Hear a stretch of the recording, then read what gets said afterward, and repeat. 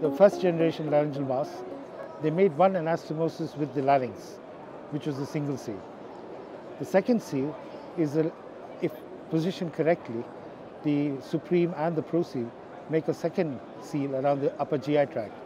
to be specific at the opening of the upper esophageal sphincter. So that's the second seal, and that confers a lot of safety features to the already very successful laryngeal mask. One of the problems you had with the LMA Classic was that if you wanted to write a scientific paper and if you wanted to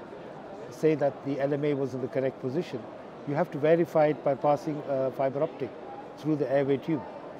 With the Supreme and the Pro seal, the second seal allows you to say that it is in the correct position, because if it's not in the correct position, you will not get a good seal of the larynx and you'll get a constant leak of gases through the drain tube. The laryngeal mask has been enormously successful, but if you wanted to have higher inflation pressures during ventilation, if you wanted to access the GI tract,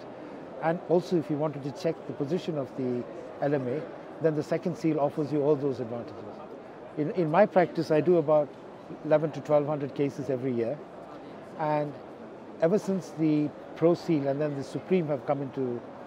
effect, I never ever use the LMA Classic unless there's no LMA Supreme or Pro seal, because I feel that in the 1 in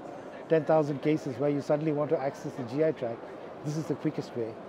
Additionally, I do a lot of very long procedures which most people wouldn't do with a laryngeal mask, but I feel extremely confident with the Supreme because I have the safety feature of the second seal, especially about it being displaced